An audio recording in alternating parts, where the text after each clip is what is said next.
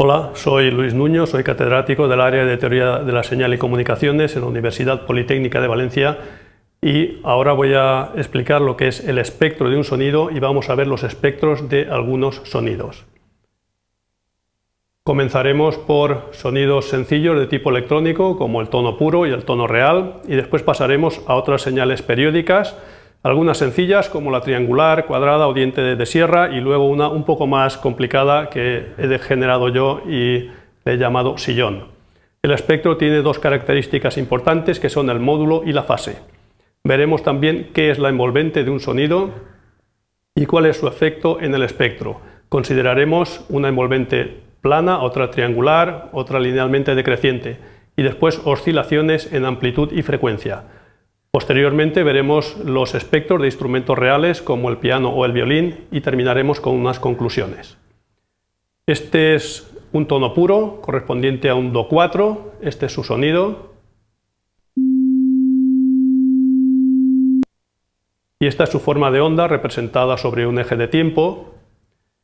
La duración de una forma de onda se llama periodo y para un Do4 es 3,8 milisegundos. La amplitud la tenemos normalizada entre -1 y 1. Y la inversa del periodo es la frecuencia, que para un Do4 son 260 Hz y este es el espectro, la representación de un sonido pero sobre un eje de frecuencia. Si tenemos un tono puro de duración infinita, su espectro es una sola línea infinitamente estrecha, centrada en la frecuencia de ese sonido. El espectro tiene una amplitud que hemos normalizado entre 0 y 1. Si consideramos un tono real, es decir, con duración finita, por ejemplo, una redonda para negra igual a 90, entonces su duración es 2,667 segundos y aquí lo tenemos representado, contiene casi 700 periodos. Por tanto, aquí no podemos ver la forma de onda, sino únicamente sus valores máximo y mínimo. A eso es a lo que denominamos envolvente.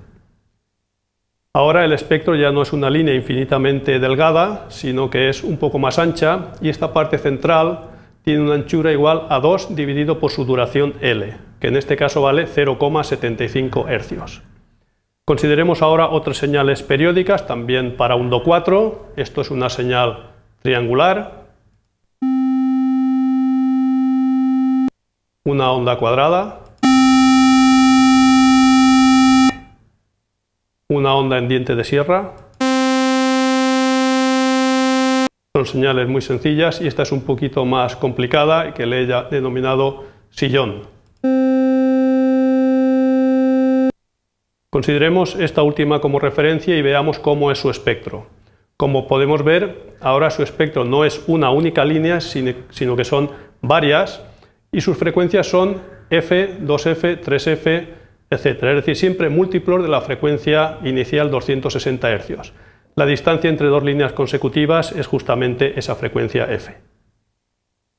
Cada una de esas líneas es igual a la de un tono real de la misma duración, como podemos ver aquí, con el ancho de la parte principal 0,75 Hz.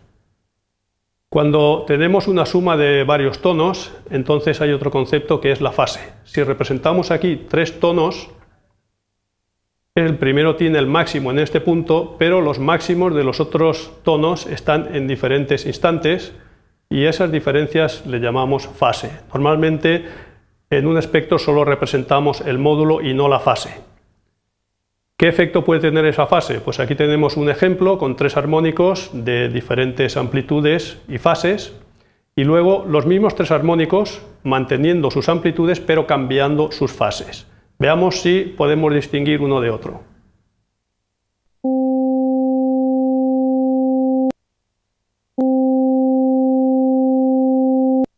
El sonido es prácticamente igual, por lo que en este caso la fase no ha afectado, en otros casos sí afecta. Y ahora veamos el efecto de las envolventes. Esto es una envolvente plana, una redonda para negra igual a 90, un tono. Tenemos su espectro, una línea cuya parte central tiene un ancho de 0,75 Hz. Para un sillón,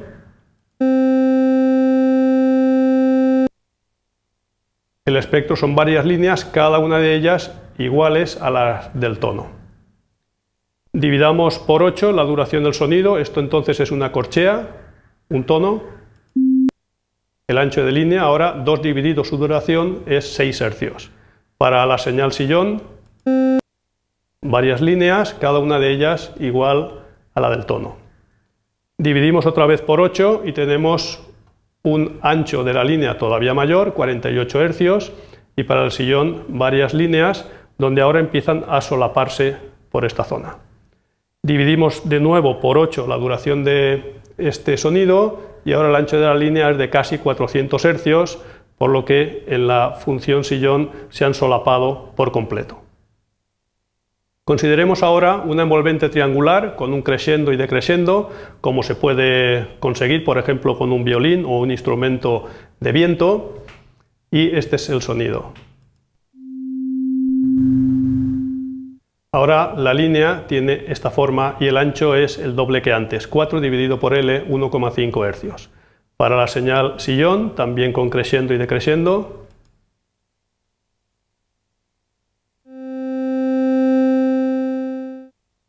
Son varias líneas, cada una de ellas iguales a la del tono. Y esto es una envolvente linealmente decreciente, solo un decrescendo, como puede ocurrir con un piano o una guitarra. El tono tiene ahora este espectro y el sillón tiene este. Siempre cada línea es igual a la del tono. Y ahora veamos una oscilación en amplitud con un vibrato de 5 hercios en este sentido, en el tiempo, y una variación en amplitud en este sentido del más menos 25%. Esto es para un tono. Como vemos, su espectro tiene una línea, pero que ahora tiene 2 pequeñas líneas a distancia de 5 hercios, que es justamente ese vibrato. En una señal sillón, el espectro son diferentes líneas, cada una como la del tono. Y ahora veamos una oscilación en frecuencia con un vibrato también de 5 hercios y una variación en frecuencia de más o menos 33 cents. Para el caso de un tono, vemos ahora que la línea espectral tiene varios máximos, todos a distancia de 5 hercios. Y para la señal sillón, este es el resultado. Cada una de sus líneas es semejante a la del tono. Y ahora veamos sonidos reales, por ejemplo para un piano, un Do 4, generado con el programa Finale, instrumentos Garitan.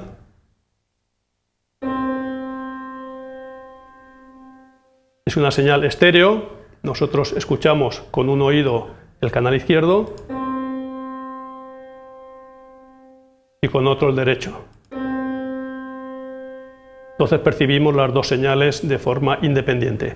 Si queremos transformar esa señal estéreo en una señal mono, lo que se suele hacer es sumar los 2 canales y obtenemos esto. Como vemos, la envolvente es decreciente, pero la forma de onda también cambia con el tiempo. Aquí hemos representado la forma de onda para 0,5 segundos, los 2 canales y la suma, para 1 segundo, también los 2 canales y la suma, y para 1,5 segundos los 2 canales y la suma. Como vemos, la forma de onda cambia con el tiempo. En el caso de un violín tenemos este sonido en estéreo. Este es el canal izquierdo, canal derecho